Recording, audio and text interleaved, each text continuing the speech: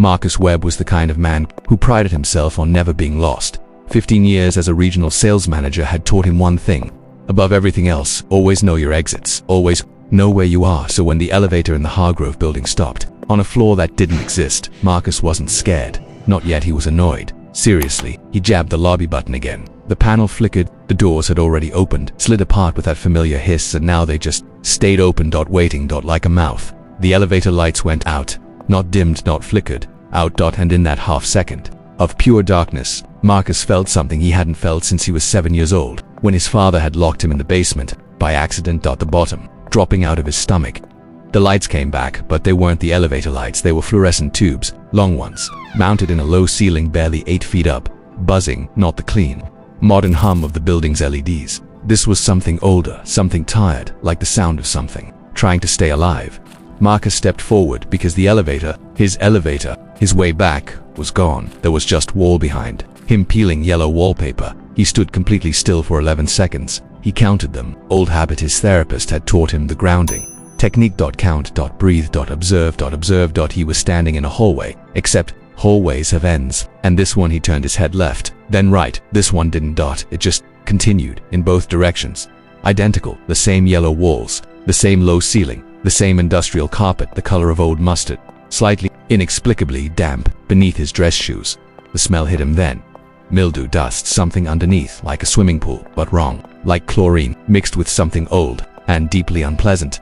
Hello? His voice came out, smaller than he intended. No signal on his phone. He opened the flashlight anyway, more for comfort than illumination, turned left, and started walking. His footsteps were the only sound in the world. He walked for 22 minutes. His phone told him it was still 11:47 p.m. The time wasn't moving. He had passed 40 sealed doorways, not locked, not closed, but wallpapered over. The seams swallowed by the yellow. He tried to pry at 3 of them before stopping, not knowing why.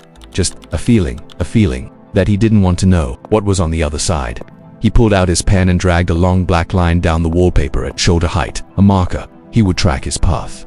He walked, he turned, he walked the marked wall, peered on his left. He stopped breathing. For a moment he had turned right both times. He should have approached the mark from the right. Marcus stood in the corridor and understood, in some deep, animal part of his brain, that the geometry here did not obey the rules. He had spent his life navigating. He was not going to find his way out by walking. He sat down on the damp carpet, back against the wall, and for the first time in many years, Marcus Webb cried. He didn't know how long he sat there. His phone still read 11:47 p.m. He had stopped looking at it. He was thinking about his daughter, Lily, 9 years old, who had made him promise that morning to check under her bed for monsters. "I'll be home by 9, baby, way before bedtime. Promise, I promise." He heard the sound, distant, and it was. He searched for the right word and couldn't find one. Wet, a wet sound, rhythmic, like something large, moving through the corridors, with a stride that was almost, but not quite, like walking. Thump, scrape, thump, scrape. He stood up.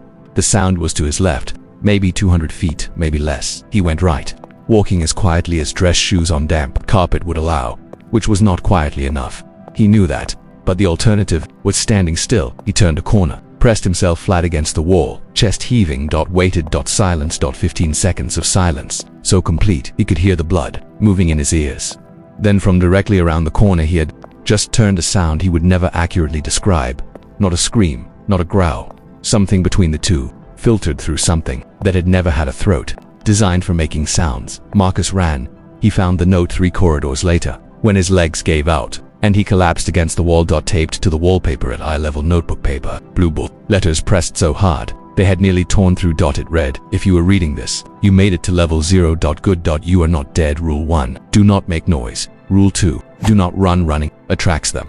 Rule 3, the exits are real, but you have to want them. Wrong. Rule 4, you found level 0 by accident. You leave the same way. Rule 5, whatever you do, do not go toward the humming. Signed, JR Day 12. Marcus read it 4 times. Do not run. He had just run. He heard it then, from multiple directions, simultaneously, a sound not quite the same as the first, and not different enough to be comforting. Humming. Not mechanical, not the lights. Something that had learned what humming was by listening to human beings do it, and was now attempting to replicate it, almost succeeding. He pressed the note into his pocket, hands shaking badly. You leave the same way you arrived. By accident. He closed his eyes. He thought about the elevator, not the mechanics, not the buttons, but the feeling, standing inside a metal box that moves through a building. The slight lurch in your stomach, the ding of each floor, the casual, stupid, miraculous normality of it. He thought about Lily. Promise, I promise. This is the part Marcus could never explain properly, not to his wife, not to his therapist, not to the online support group full of people who talked about level 0 and the entities, the same way other people talked about traffic. That he was walking slowly, silently, thinking of nothing except Lily's face, and the way she always put her hand over his eyes during scary movies, protecting him, even though she was the one who was scared.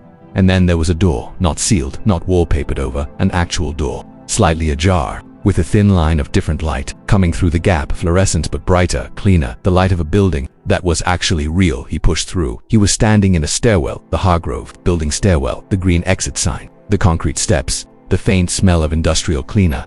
The door swung shut behind him. When he turned, just a fire door. Red dot. The little window showed only the dim landing behind it. His phone read 12:31 a.m. He walked down 14 flights on shaking legs and pushed into the cold Chicago night. A cab driver named Antoine took one look at him and said, "Brother, you look like you saw a ghost." Marcus laughed, actually laughed, in a way, not entirely distinguishable from crying. He was home by 1:15. He checked under Lily's bed. He kept his promise. He still has the note.